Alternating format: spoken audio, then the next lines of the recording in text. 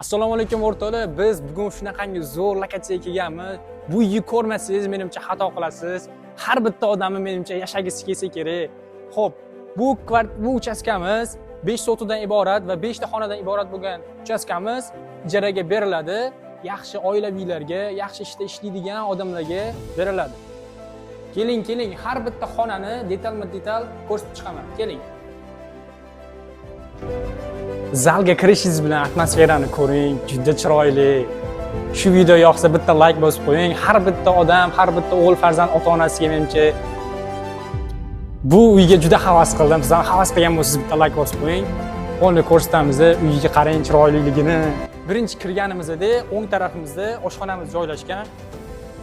Oshxonamizda onajonlarimiz, ayollarimiz yaxshi ko'radigan hamma narsa bor. Hamma narsasi Hoffmandan ishlatilgan, bemalol. Endi shunaqangi zo'r o'zingiz qo'yaverasiz.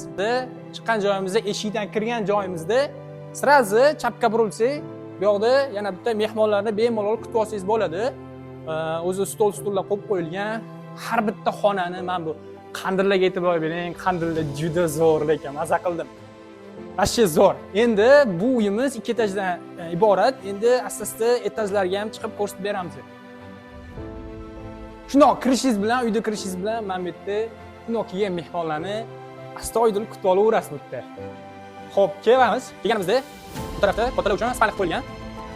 Xo'p, spalni ko'rasiz, juda katta, o'zining narsalari, qizlar uchun men bu jenskiy zona, bu tarafda shkaflar, hamma narsasi joy-joyida.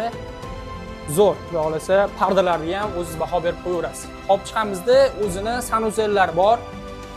Keling, sanuzelga bir e'tibor berib qo'ying. Sanuzellari razdelni kirsangiz, bu tarafda tualet va bu tarafda o'zini vannasi bor, joylashgan. Xo'p, kattalar spalnisidan chiqqandan keyin sirazi o'zini mehmonxonasi bor. Bu yerda ham mehmonlar kelsa bemalol joylashtiraverasiz. Ko'rasiz, xonalari juda katta va har bir uyga men qandiliga e'tibor beryapman. Qandili juda zo'r dizayner tomonidan tanlangan ekan. Gap yo'q lekin. Xo'p, ketamiz. O'tdan o'tganimizda televizorga bitta baho berib qo'ying. Bu menimcha qanchaligini bilmayman. O'z bilib qo'yaverasiz. Xo'p, bu yerda hozir qulf ekan. Bu yerda qizlarimiz uchun, qizlaringiz bemalol detskiy xona qilib qo'yilgan. Hozir qulf ekan. Kelsangiz ochib berishadi. Demak, ikkinchi etajga ko'tarilamiz.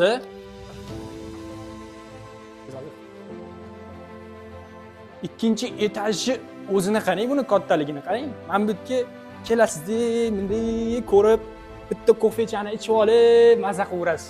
Hozir aka deb boshlaydi-ku. Xo'p, lyustralar endi gapirmasam ham bo'ladi. Demak, bu tarafda men bu yoqda library qilib qo'ysangiz bo'ladi, ya'ni kutubxona. O'zingiz bemalol kelasiz.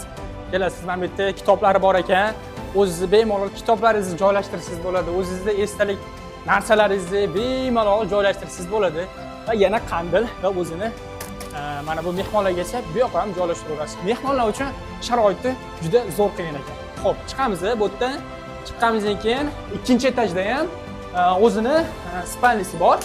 Kattalar uchun, demak, birinchi navbatda o'sha sanuzel, birinchi etajda bilan ikkinchi etaj sanuzel dizaynerlari bir xil.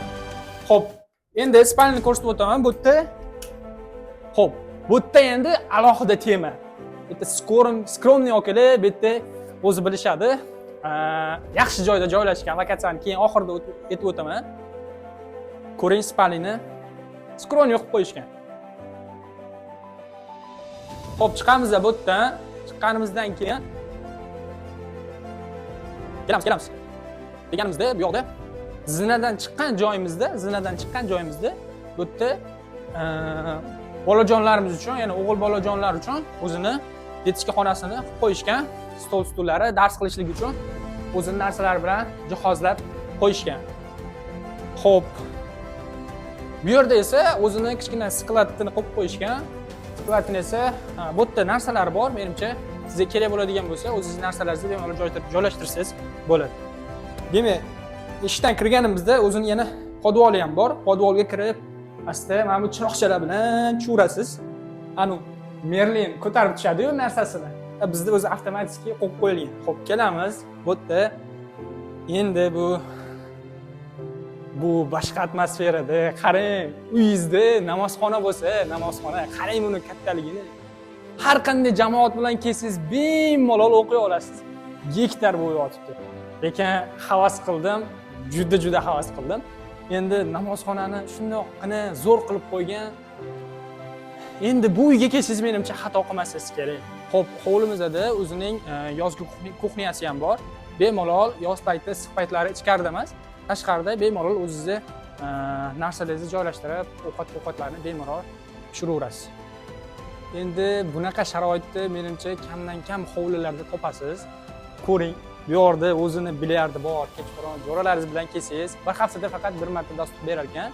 Lekin o'sha hovlingizda bemalol foydalansangiz bo'ladi. Bu yerda bilyard bor. Bu yerda nastolniy tennis bemalol kim bilan kelib o'ynayman desangiz, bemalol o'ynayverasiz. Lekin asosiy narsani aytib o'taylik, bu yerda nastolniy anaqa bor ekan. Futbol. Ko'ramiz-ku televizor, Instagram, Reels'larda mana bunday qilib o'ynab o'tirishadi.